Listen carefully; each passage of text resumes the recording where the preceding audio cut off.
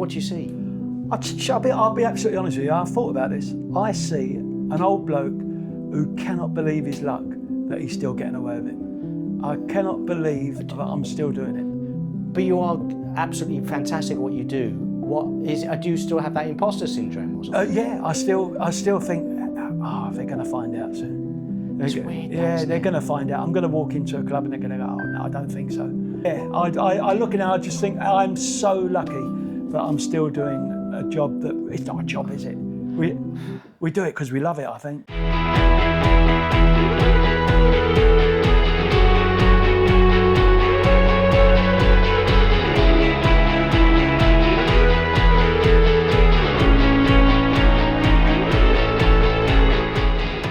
Jeff Stevenson. How are you? I've shot Jeff Stevenson with a camera, obviously, before. Yeah. Quite a few years. You were just saying before COVID. The week before COVID, it was the beginning of March 2020, and we did it round Tower Hill, round that way. We went out and did it on the street, yeah. And it looked like it was on the set of Oliver, if you remember. Yeah, there's some really lovely, because you had like a three-piece. Three-piece suit on, yeah. And then you said to me, where are you going next? I said, I'm getting on a ship in Australia. And you went, Christ, be careful, there's that virus in Wuhan. And I went, it'll be all right.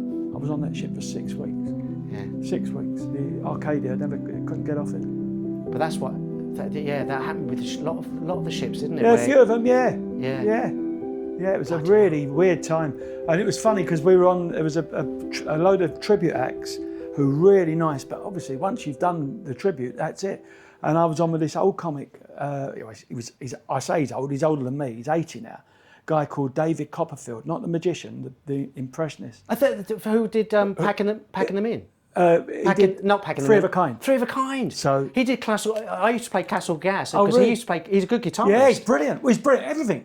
He's a brilliant actor. What happened to him? Because he was so famous for a while. He's still Tracy out there. Tracy Ullman, Lenny Henry, and David Copperfield. His real name's Stan. Yeah. So anyway, we're both on the ship, and we said, well, what are we going to do? And he said, he said, we've been around long enough to come up with stuff. So we both did a show where we interviewed each other. Right. And that went down really well. We did a show where we just went out and topped each other with different jokes. And that we did 6 different shows. And we just kept coming up with ideas, and they loved it, and it was great. So we were on there for 6 weeks, and we thought the audience would be fed up with us, and they absolutely loved it because there was no COVID on the ship. We were in the safest place in the world. It's the worst thing if there isn't an outbreak on the ship, like recently. Hantavirus. Yeah, terrible. Yeah, but that's kind of seems to be under control. Yeah, that was on a small sort of yacht. Because.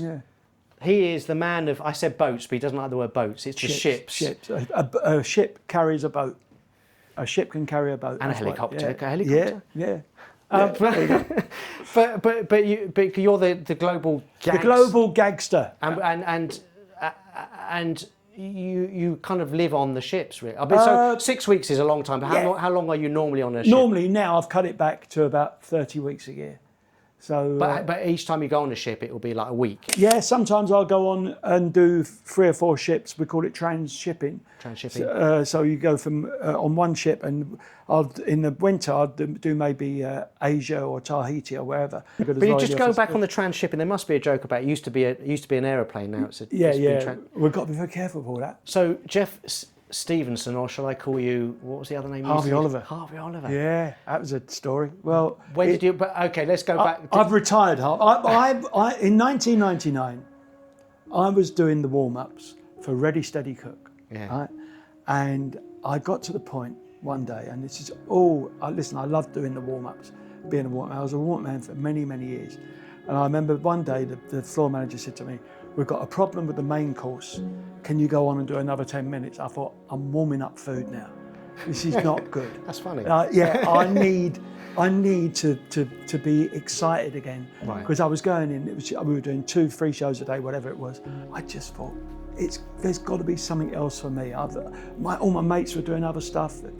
Shane Ritchie, Brian Conley, Bobby Davro, Bradley. They were all doing great stuff, and I'm warming up main dishes. I'm not even warming up the starter. Oh, by the way, yeah, if you're liking this episode, because you've been watching my episodes, haven't you? I love it. I absolutely love it. You've been really good at. I love the one you did with Matt Welcome. Matt Welcome who I've recently. not worked with in years, so it was nice to see. Yeah, see him. he was quite reticent about doing it. Yeah. Because he didn't know what he'd seen some, but yeah.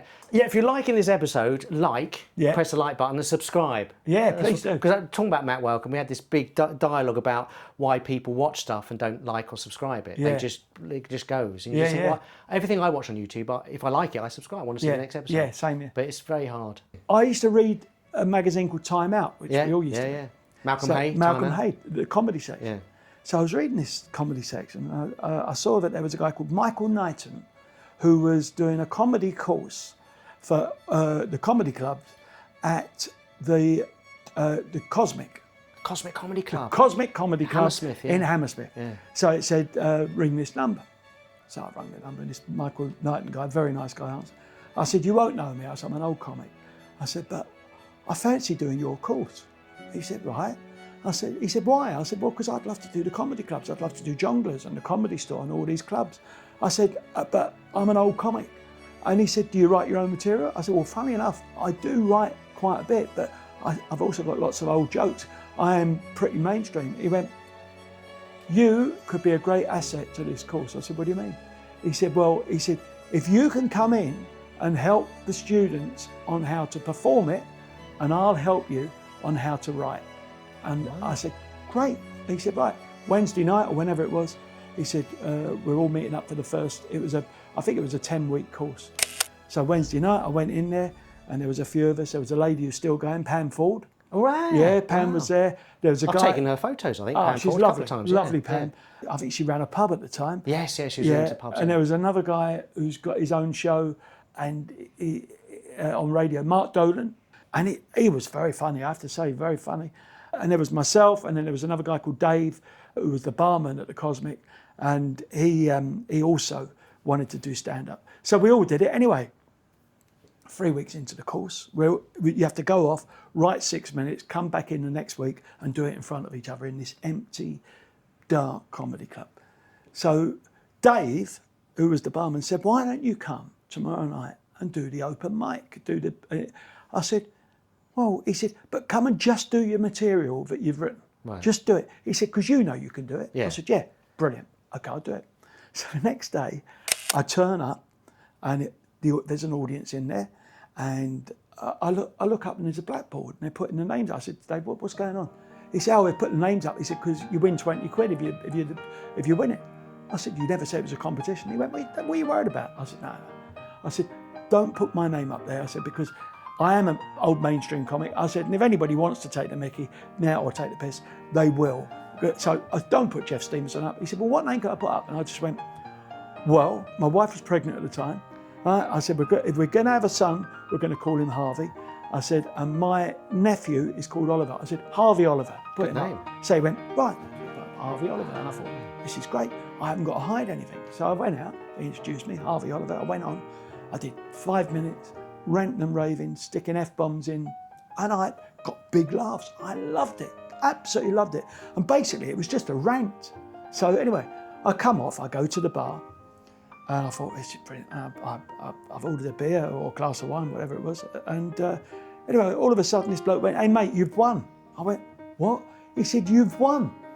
I went, and they're shouting out Harvey Oliver has won because it, you know. I didn't recognise your name. I didn't recognise your name. I thought, what? He said, you've won, mate, Harvey. I went, oh. And I went up and I got me 20 quid.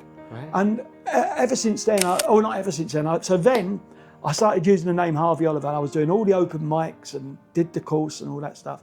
And then I went to do an open mic at Jongleurs in Camden. I did 10 minutes, and the next week I was headlining at Jongleurs. Wow. So, and I was doing Up the Creek. I remember ringing up Malcolm, and I said, oh, can I come and do an open spot? He went, you don't need to do an open spot, just come here and do it on the Sunday.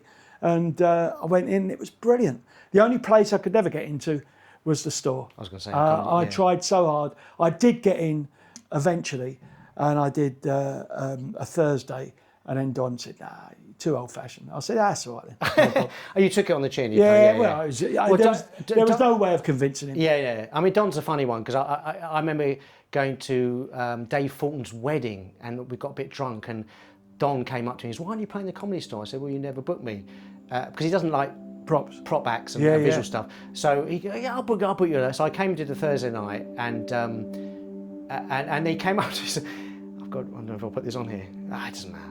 Because I do a lot of photography down at the Comedy Store. And I like Don a lot, actually. And he's very much his own person. He was a comic.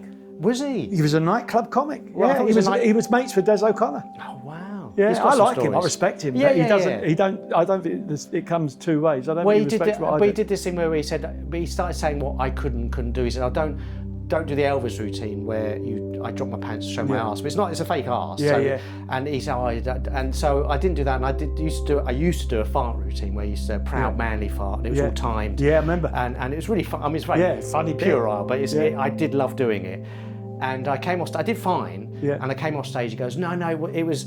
You could do it's not the Elvis routine. I don't want you to do the fart routine. So he basically got it all muddled up, and I thought, I don't think I'll ever get in there. But he's not here. Am I going to put that on? I might put that on. I always said when I die, I was going to have my gravestone. Still not in at the store. Yeah.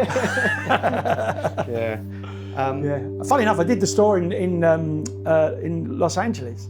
Oh, really? That was unbelievable. In 1986, I was out there with a mate. And I said, I'd love to do the store. He went, right. And he got on the phone. He phoned it up, and he said he gave it all the big bit about he was my manager, and I was over there, and I a TV series and this, that, and the other in the UK. So the guy said, okay, come down tonight. So I went down with my mate. We went in, and we went to the room at the back, and they said, right, you're on in the room at the back. And I went on. I did really well, really, really well. I come off, and this little lady comes up to me, and I found out was Mitzi. Yeah. She's gone, oh my God, you're so funny. Oh my, you are. Yeah, we love you, Brits. I said, come with me. She said, the people from the Tonight Show are in this room, and you need to go on. I went, wow. I was 25. I went, oh yeah. So I've gone into this room, and she says to the MC, get this guy on. He's from Britain. He's funny. You got to get him on, and get him on while they're still here. She said, get him on next. Anyway, she walks away, and the guy said, the fuck? How have you swung this? He said, people take years to get her to like, I went, wow. Anyway, he goes on, he's just about to introduce me. Everybody looked at the door. In walked Robin Williams. On went Robin Williams, did an hour, the best hour I've ever seen in my life. He came off, everybody left, and the guy said, are you okay to go on? And I went on to about 8 people and died for the dog. So my career went vroom, vroom, wow, overnight. Yeah, that's an amazing That's a great story. It's a true story. Secret of comedy is timing. Yeah, timing. Jeez. That's all well and good, Harvey Oliver, Jeff Stevenson. Yeah, Harvey Oliver's retired now. He's now got a bar in Benidorm. Is he? And he's that's what I always imagined. But I retired him. I retired him. I was in a. Do you remember internet cafes? Yeah. So I was in an internet cafe in Wellington, in New Zealand, or Auckland, in New Zealand. And I remember just sitting there, and I thought, why am I doing this Harvey Oliver business? I'm only doing it because I'm trying to hide my mainstream background. I thought, I've got nothing to hide anymore. I'm not worried about it. So I've just put on the thing, Harvey Oliver is now retired, and Jeff Stevenson is taking all his gigs. And there was people going, well, you can't just do that. I said, well, I think I can, because I'm both people. We should have left it as a conundrum. You should definitely. And the other thing was, my son, by this time, his name's Harvey. The phone was going, and he'd pick up the phone. He was just a little kid, and they'd say, "Is Harvey there?" And he'd go, "Yeah." And they'd go, "No, we want to talk to Harvey." I am Harvey. I thought, he's not going to want to grow up with his dad having the same name on stage as his name. So American. So I got Harvey Jr. Yeah, Harvey Jr. So I got rid of Harvey Oliver, and he's gone. But let's go back, because that's Harvey Oliver. But when did you Jeff Stevenson start proper? 52 years ago. 52 years ago. I was 13, and I... Work it out for yourselves. How old is he now? Yeah. So I'm 65 now. Oh, it was 65. I think they worked that out. So I went into a stage school. I was working in a greengrocer's every night after school, loading this lorry up and all this stuff. I was a workaholic, I still am. I used to do paper rounds in the morning, all that stuff. Anyway, the girl who was the owner's daughter, she said to me, she came in, she was a lovely, beautiful girl, and Vicky, her name was. So I said, you go to Barbara Speaks, the stage school opposite my school, don't you? And she went, yeah. I said, well, I want to be a comedian, because I was doing the odd little charity show for my sister's dance school. My sister went to a dance school, and I used to do their shows doing just old jokes, 6 minutes of old jokes. I said, I want to be a comedian. She said, well, why don't you join the agency? I said, we're poor. I said, my mum's works in a carpet shop, my dad's a milkman. She said, well, why don't you just go in and see the lady, ask to talk to Mrs. Collins, and just go in and see him. I said, what? And she said, just join the agency. You don't have to pay to go on the agency, and you never know, you might get a commercial and all that stuff. I thought, right. So the next day, I'm walking with my mates out of school, and we used to go past the school, and we used to shout names out to these kids who were the stage school kids, because, we were out of order. It was like that horrible time. Anyway, we're walking past the school, and I've darted in, I've gone in. And they said, where are you going? I said, I'll see you later. And I've gone in, this lady came out, I can say this now because she passed a few years ago. This lady came out, she was the owner, her name was Barbara Speak. She looked like Princess Anne on drugs, right? She went, what do you want? I said, my name's Jeff Stevenson. I want to be a comedian. She said, you go to Faraday, the school opposite. I went, yeah. She went, well, you can't just want to be a comedian. I said, yeah, but I've been doing a few shows and I'd like to go on the agency. She went, well, have you got an act? I said, yeah. She went, follow me. So she takes me into this room, this office, and in the office, there's this beautiful, glamorous lady. She would have been in her 50s at the time, I think. Really beautiful, blonde, glamorous lady. And she went, what's going on, Barbara? And Barbara said, this is Jeff. He wants to be a comedian. He wants to join the agency. He goes to Faraday. And she went, have you done it before? I said, yeah, I'll do a few jokes. She went, show us what you could do. So I went, all right. So I did 6 minutes of jokes, or I did 3 minutes of jokes, whatever. And they said, how'd you like to join the school? I went, I can't, my mum and dad have got no money. I said, but I'm the oldest of 5. And they said, you can join the school tomorrow, we'll give you a grant. Really? So I went, you're joking. She said, do you want to ring your mum? So I rang my mum, told her. So my mum said, what are you going to do with the school? I said, I'll get over that. So I went back to the school, walked into the headmaster's office, told him I was leaving next day. So your parents move in? I said, no, I want to be a comedian. I want to go to speaks. He went, he said, another kid with ambition. He said, get out. And he literally threw me out the office. He said, don't even stay for the afternoon, just go home. So I went back to the school, told them, they gave me a second-hand uniform. And the next day, I was in the school, and 3 days later, I was in a sketch in the Two Ronnies. I was 13 and I was in showbiz. And I've never, ever done anything else since. And Mrs. Collins was Phil's mum. Phil Collins, I've just had to work that out. Yeah, seriously? Phil Collins' mum, Mrs. Collins, June Collins, her name was. Yeah. Wow. Yeah, and next to but me... you could do that with, I mean, this is madness. At schools, there's so many kind of hoops and things like that. Can you imagine now? And the kid who sat next to me, who just joined as well, was a kid called Brian Conley, who's a very well-known West End actor now. I saw him yesterday. Yeah, so yeah. So that's how I got into the business. You went in thinking you were going to be a comedian, but you did loads of acting roles. I did acting, I did loads of little bits and commercials, and then I did Bugsy Malone when I was 14.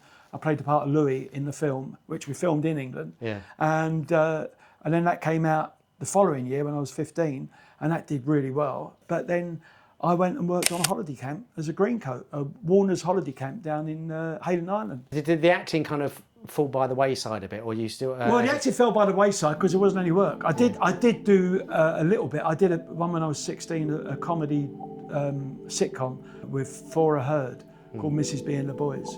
I've done 2 different episodes of Only Fools and Horses. So two separate episodes. Yeah. There's the same character. No. Really? I'm one of the. There's a few of us. It's a handful of actors who played 2 separate parts. Right. I played PC Parker into Hull and Back in the early 80s.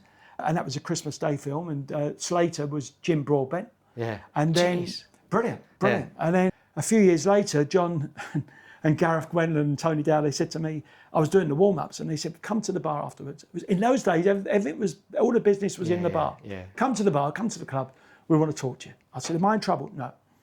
They said, we've got a great part for you in the next series. So it's one show, but it'll be a big show. So I said, all right. I said, do you want me to read for it? I said, no, you're perfect. So I went, well, what is it? They said, you've got to play a crap comic. A crap comic? Yeah, a crap stand-up comic in a pub. So you've got to be a crap comic, and you get interruptions. Uncle Albert has a go at you and all this. When we did it and it went out, I was the comedian at Rodney's Stag Night, which is a big episode. If you're a big Fools and Horses fan, you'll know. Yeah. Called Little Problems. Yeah. I've got the mirror. You know when I do the mirror thing? It's me, that is. I've heard about this mirror. Have you? Yeah. You've got the mirror. So when I give you the mirror, Yeah. and you look into it, what do you see? I'll be absolutely honest with you. I've thought about this. I see an old bloke who cannot believe his luck that he's still getting away with it. I cannot believe that I'm still doing it. But you are absolutely fantastic at what you do. What is? Do you still have that imposter syndrome or something? Yeah, I still think, they're going to find out soon. It's weird. Yeah, they're going to find out. I'm going to walk into a club and they're going to go, oh no, I don't think so. Thank God they're not all Don Wards. Yeah, no, I mean, I look at it and I just think I'm so lucky that I'm still doing a job that, it's not a job, is it? We do it because we love it, I think. Yeah, it's. I mean, you do get a bit. Yeah, that's a good answer. But you sound like you still really love what you're doing. I still love it. But if I get filmed, anybody films me and I see the tape, I think, that old bloke, you know. And yet in my head, I'm still that 35-year-old comic, grafting, you know, like mad. When I did that Ready Steady Cook and all that, that was the real. I was so unhappy with the business. How many years in were you when you were doing that? Well, I would have been in my 40s. Oh, really? Yeah, I would have been. Yeah, it's 26 years ago. Right. And so 65, was that a time where you're thinking, I might come out of this? Or, yeah. Because my wife was pregnant, and I was thinking, I'm going to be the most unhappiest father in the world if I'm still doing these warm-ups like this. So we're going to go on to, which we always ask, best and worst gigs. Best gig or worst gig first? Best gig, I think, for me was when I was about 23, 1984, 85, and it was live at Her Majesty's. Jimmy Tarbuck, and I was this young comic, and I'd had great gigs before that, and I'd already had my own series, which was called Knees Up, far too early in my career. Really? London Weekend. Well, then, just your series? Yeah, it was a variety show set in a London pub. Some of them are on YouTube, and it's called Knees Up, and I took over from Chaz and Dave. But as I say, I was 22. And it was too early in my career. Weren't ready? Well, no way. I mean, when I watch it now, I think this little kid. But I got live at Her Majesty's, and I just went on. It was live. It was 18 million viewers. Great big orchestra, 6 minutes on national TV. And I remember Jimmy Tarbuck introduced me. He said I was like he was when he was a young comic. And I went out, and everything worked. Big laughs. And I came off. I thought, well, that's it. And, you know, unfortunately, it didn't quite go the way I planned it. But that's amazing. It was a great thing to do. A few years later, I did live at the Piccadilly again. Can I tell you this story? You're going to love it. So that's why I was sitting down, by the way. Cause, yeah. So I do live at the Piccadilly, 1986, and it was the end of October. And I go in, and my comedy hero was on the show, one of my comedy heroes, a guy called Alan King. Yeah. And he's an old, American. He's gone, an old New York Jewish comic. Yeah. Alan King, brilliant comic, brilliant comic. Famous for when he did, he opened for Judy Garland at the Dominion.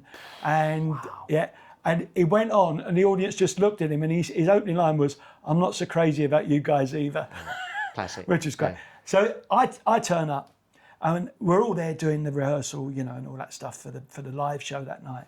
And I go on to do my rehearsal, and all my stuff was topical. Most of it was topical one-liners. I'd worked all week because I was up in Blackpool with Russ Abbott doing Twice Nightly. Russ Abbott, great guy. Oh, it's great. Great. So I did a 22-week summer season with him in '86. Yeah. Jesus, he just knows.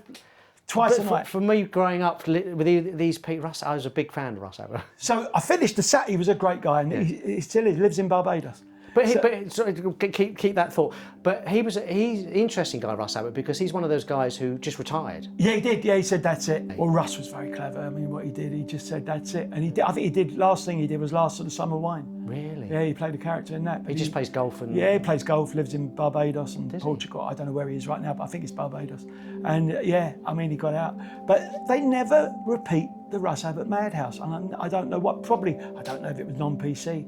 But it's never been repeated. Yeah. Anyway, so I get down to London. I go on, do the rehearsal in the afternoon, and if you're doing a live show like that, you have to run your material, not only so the producers can see it, you have to run it for the lawyers, just to check if there was anything you couldn't do. So I did my stuff, didn't get any laughs.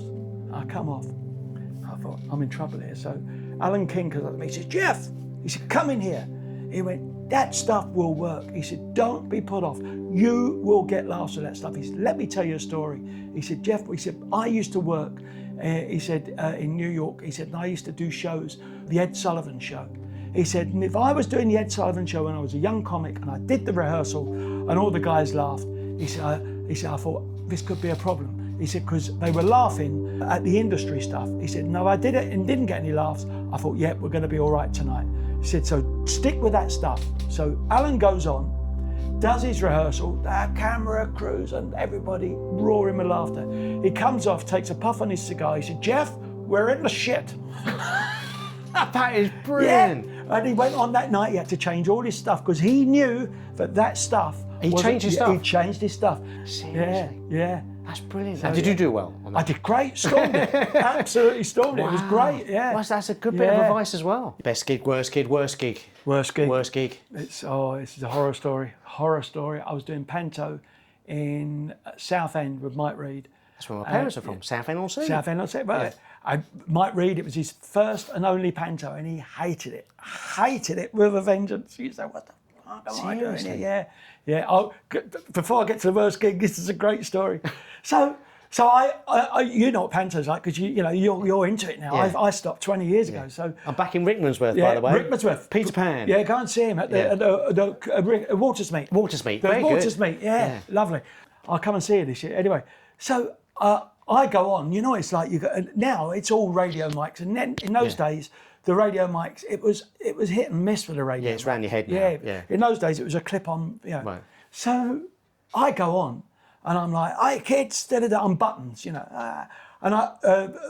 Mike was the Baron. So I go on, and it's Saturday night, which, as you know, is more adults than the kids. Yeah. So they're getting all the in gags and all the double meaning gags. So I go on like, all right, and I look off, and the Baron is meant to be there, and I've gone, oh, boys and girls, mums and dads. I said, the Baron will be on his way in a minute. The Baron Hardup is on his way in a minute. All of a sudden I heard, fucking hell, Jesus, oh, fuck, oh, shit, get out the way, kids. Get out the fucking way. And you can hear Mike, right, running. He's got his radio mic on and he's going, get out the fucking way. Fuck, get out the fucking way. So he gets out, and he goes, right, and the audience are roaring with laughter. I'm going, the Baron's on his way. Fuck off, get out the fucking way. All of a sudden, Mike walks on and he goes, hi, gang. How are you, kids? And he doesn't realise that they've heard all this stuff. And he's going to me, what's going on? I went, oh, sorry, nice to see you, Baron. I said, I could hear you on your way. And he went, and it was just hilarious. Brilliant. It was really But brilliant. I think that's part of the, you can get done for it. Because there was another story you're saying about panto where, you don't have to say the names on this one, but. Well, I'm a certain lady who I work with, and she was getting fed up with doing the panto, and she was playing I think it was the princess or something. She was smoking and drinking as well. Wacky backy smoking, all that. But smoking and drinking. Anyway, so she was out of it. Yeah. I go on, and my first meeting with her, she comes on, and I said, hello. She went, who are you? I said, wishy-washy. And she went, what sort of fucking name's that? You can imagine. We had to push her off, and I said, sort it out. And they took her, and literally said, you can't say that. You've just gone on. And she went, right. And then when she came back on, she was all nice. I think we've got quite a few complaints. That's funny. So yeah, it was funny. Yeah, I don't do pantos anymore. I don't think it was down to me. I think it was the company I was keeping. Yeah. That's very good. So, where worst gig? Worst gig was, so I was doing Southend Panto, and at Southend Panto we used to finish at 9:30, and I'd be straight off with the costume, into my suit, into the car, drive to Watford, to the Ladbroke. No, it was called the Watford Hilton. Now I did this for 3 weeks up to Christmas every night, do the panto, matinee. That's knackering. But it was great money. Yeah. So I'd drive to Watford, do the 40-minute Christmas do, all the Christmas companies and that, and then get in the car, drive back to Southend, absolutely knackered, and then get up next day, do the matinee and the thing. Jeez. So it's the last Saturday before Christmas. Now, you know what the clubs used to be like. We used to do all the jonglers and all that, Christmas parties, remember? Yeah. So the last Saturday before Christmas, I pull up, I get out the car, I rush in. She said, Jeff, before you go anywhere, we've had a nightmare gig so far. She said, they've booed off the magician. She said, they're booing the band. They don't like the girl singer. They've just been a nightmare. So I went, right. She said, we've got a party from British Telecom and they are causing all the problems. So I went, right. And she said, so can you just do 5 minutes? Just want 5 minutes so we can say to them they've had a comedian. She said, just do 5 minutes, then come off. I went, right. You know that if they say that to you, you're going to go, I'm not going to do 5 minutes. I'm going to give it some welly. I'm going to give it a go. So I went on and I am banging it out. I am absolutely working like a Trojan. So anyway, I'm getting heckled by the British Telecom people. I'm putting them down. I'm going in. I'm even dropping in F-bombs, which on a Christmas do in the 1980s, late 80s, early 90s, Christmas do's, you would never do that. So anyway, I've had a go, and I've now been on 40 minutes, and I've done well, worked with most of them. But this party, the telecom bit, have been a nightmare. So anyway, this bloke's come up. He stood there, this bloke, and he said to me, he went, can I have a word? I said, yeah, what's wrong? He went, if you don't get off, I'm going to hurt you. I said, mate, go and sit down. He went, I mean it. If you don't get off in a minute, I'm going to hurt you. There's going to be trouble. He said, you have been deeply offensive. He said, and you have been swearing, you've been blue, he said, and you're crap. We don't want you on anymore. He said, please get off. He goes back. So I said to the audience, look, I said, I really need to talk to you. I said, when I got here, I was told just to do 5 minutes. I said, but I've come out. I said, this gentleman has just had a chat with me. I said, now I want to do a vote. I went, how many of you think, considering what's been said, I have been rude and not entertaining? Right? Nobody, apart from the people from British Telecom, put their hands up, right, thinking I've been rude. Right? The rest of the people didn't. I said, how many of you people think I have not given you value for money? Right?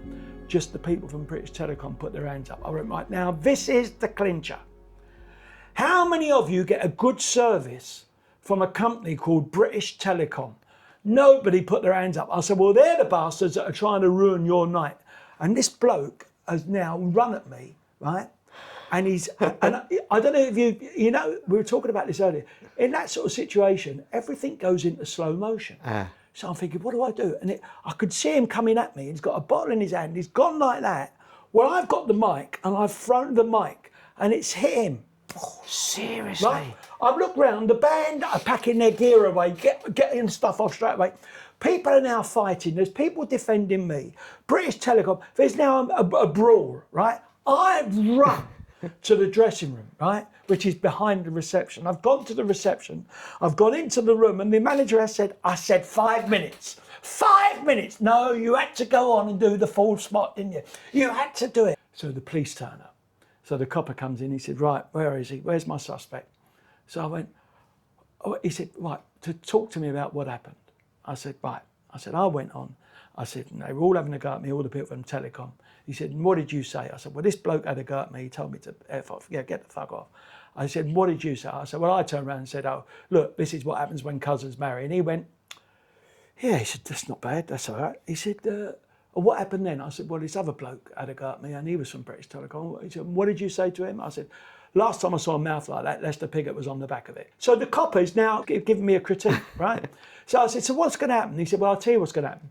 He went, I think you're all right. He said, because you've got about 300 witnesses that are saying you were just defending yourself. He said, obviously the Telecom people are not happy. He said, the bloke from Telecom that's gone off in an ambulance, he's not happy. He said, but I don't think any of them will remember what happened tomorrow. He said, so if you don't hear from us, don't worry about it. So I went home, had a great Christmas, but you know what? I've never worked at the Watford Hilton since. Jeff just told me that there's a second worst gig. So second worst gig, I was working where you're working, doing the panto, Rickmansworth. Yeah. And used to finish the panto and go into town. It was at a time when there was a thing called the Big Bang, which was in the city when everybody was really earning big money, men. So I was doing this wine bar in the city, and I would do Rickmansworth, finish, get in the car, straight up the Westway to this wine bar in the city. So I did it for about 8 nights, and on the last night I get there and the bloke said, right, he said, when you go on tonight, he said, there's a bloke, he said, he's a multi-billionaire, it's his company, the whole thing's his company tonight. He said, so when you go on, look after him. He said, you're an old pro. He said, I want you to read the room and give him what he wants. Whatever he wants, I want you to give him it. So I said, right. So I'm meant to be on at 10:30. 11:15. He says, right, he said, you ready to go on? I said, yeah. And he give me the money before I went on. I don't do any of that bad luck stuff. If you're doing a corporate, get the money before you go on. Yeah. So anyway, so he said, watch it. So I'm watching this bloke, big bloke, and he's drinking loads of champagne and he's out of it. So anyway, they introduced me. I walked on, I went, good evening. And the bloke went, why don't you fuck off? I said, good night. And I walked off and I got in the car and drove home. And at the time I had the big brick of a mobile phone. And the owner of the wine bar rang me, you know, it used to go brrrr. So I went, hello? He went, is this a gag? I said, what do you mean? He went, you didn't tell one joke. I said, I know. He said, well, you did, you just walked off. I said, you told me to give that bloke what he wanted. I walked on, he told me to fuck off, I fucked off. What more do you want? And he went, fair enough. Do you know what? I've never worked that place either again since. That season, when I was doing those black bars, it was a nightmare. Anyway, I remember one night there was this guy heckling me, kept heckling me, he was really giving me a hard time, and I don't think I dealt with it great. Anyway, years later, I'm in a comedy club, and I'm on with Terry Alderton, and Terry comes in, and I thought, oh great, I'm so looking forward to this, because I rated Terry, I still do rate Terry, you know. Terry's, he did my thingy book, yeah, he's great. Yeah. So Terry walks into the dressing room, and I said, hey Terry, I said, we've never met. He went, we have. I went, no, I said, we'd never, he went, yeah. He said, but you won't remember me. I went, where was it? He said, do you remember you did that wine bar? I went, yeah. He went, I was that heckler. And he was the guy that was heckling me. And he said, I have felt terrible ever since. He said, and I've dreaded this meeting. I went, don't worry about it. I said, and he'd held that guilt for many years, and he was the heckler. About comedy, you know it's about comedy. Like and subscribe. Jeff Stevenson. His best joke, favourite joke could be yours or someone else's. I love the Barry Cryer, his favourite joke. I used to meet up with Barry Cryer in our local pub. Did you? Yeah, well I live in Pinner, and he used to live in Hatch End. That's right, but Barry Cryer, I got him to sign, before he died, for the photographs of Amazing, him. man. One of my favourite photographs I took. saw it. Yeah, in the backstage at the comedy store. Talking about the comedy store, all roads lead to the comedy store. But yeah, he signed that. But then I asked him to sign everyone at the bottom, and I put post-it notes to say where to sign it, and he signed everyone, the first batch, on his head on the photograph, and everyone said to Steve Barry.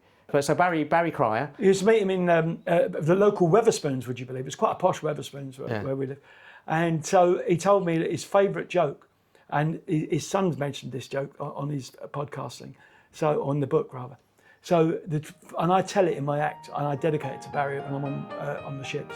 And it's this woman walks into a pet shop, she said, I'd like to buy a parrot. He said, we don't have any parrots. She said, that parrot, I want that parrot. He said, that parrot is not for sale, that parrot's got history, you don't want that parrot. She said, what do you mean? He said, that parrot has been brought up in a brothel, you don't want that parrot. She said, I want that parrot. He said, right, if you have that parrot, you're not going to pay for it. You take it, but you can't bring it back. She said, I'll have it. He said, right, when you take it home, you cover it up for the first 2 days. You do not take the cover off for the first 2 days. Then you take the cover off. Remember, this parrot has been brought up in a brothel. So she takes the parrot home, covers the cage. After 2 days, takes the cover off, and the parrot went, ooh, this is nice. Nice new house, they'll like this. The 2 daughters walked in, he went, oh, nice new girls. And then the husband walked in, and he went, Keith. That's a brilliant joke. Has it been done? No, not on this one. Not on this one. But we're talking to Mark Billing when we're talking about because he's into. I think he told about this joke at one of his talks, and it has to be Keith. He tried a different name. I was going to tell you. So the other day I was on the ship, and Rory Bremner was on the ship, and Rory and I had dinner, and we were talking, And Rory said, "What's your favourite joke?" I said, and he went, "Why do you?" And I used to say Derek, and Rory went, "No." He said, "Barry used to say Keith." He said, "Because Keith is better than Derek. Yeah. Keith is funnier than Derek." I went, "Oh," I said, "I'm not sure about that." Anyway, I went on that night and I did it with Keith, and it got double the laugh. Amazing, isn't that it normally gets. So there you go. Photography, have darkroom where you analog pictures in the old days. You used to kind of develop your pictures in a darkroom, but it also means kind of the darkroom of someone's mind as well. And comedians, as you can see from my series of interviews, people have had mental health issues, problems maybe. Jeff Stevenson, have you gone down that route? I wouldn't say I've had mental health, but when I was a kid, I was really overweight. Really? Yeah, big. And I think the reason I became the comedian was because it was a defence. You know, you would do it because you were the fat kid in the class, and you either got bullied or you defended yourself with jokes. And I used to make people laugh and all that. So yeah, I think that's the reason I got into it, was because I was hiding behind this sort of fat, you know, I was chubby as a kid. And when did you lose the... I lost it after I did Bugsy Malone. Seriously? I said, right, that's it. And I got the weight off, and then my weight's always been up and down. I've lost quite a bit of weight recently because I was diagnosed pre-diabetic. Really? So, and I've reversed it. I'm almost out of it now. Everybody thinks comedians are happy all the time. You know, I'm sure someone's told you the Grimaldi story. Go on, you do it. Grimaldi goes to the famous clown, and he goes to the doctor. He's suffering from depression. He said, "I'm suffering from depression." He said, "Well, you should go and see Grimaldi." He said, "I am Grimaldi." Yeah. I mean, Stuart Lee does a reverse on that. And it's saying, I think it's. I'm going to really misquote this, and I'll try and find the clip actually where Stuart Lee goes to the doctor and says the same thing that you know, I'm feeling down, and he said, "You should go and see Stuart Lee." He goes, "I am Stuart Lee." He goes, "Well, you put on a lot of weight." something like that. And I'll have to find it properly, because isn't it great? Yeah. I only met Stuart once, and I was up in Bristol. What was the other club? Jesters? Yeah, Jesters. That could be hard. So we go to Jesters. Stuart Lee walks in. I thought, he's going to hate me. He's going to absolutely hate me. The end of the pier comic, and it's Stuart, who's more alternative than alternative. Anyway, I said to him, "Hello, Stuart." I said, "I'm Jeff." He's like, "I know you are." I went, "How do you know that?" He said, "My mum loves you." He said, "She comes on the cruises." So I went, "Oh, right." So anyway, we got pissed together, and we had such a great night. And I remember the German comic, Henning Venn come over and said, "Well, who could believe this? The old mainstreamer with the alternative, and they're all good friends. You'll never see this again." Yeah, and we had a really great night. What fantastic! I think is there any other questions? questions? What? It's been an absolute pleasure, Look, Steve. I've got to do. Let's do a selfie. So with this, that's an amazing interview. I don't know how am I going to edit all this. Sorry about that. I've got verbal diarrhea. No. Thanks very much. My pleasure, mate. Cheers. Thank you very much. Back on the ships? 2 weeks. Got a couple of gigs and before the next virus.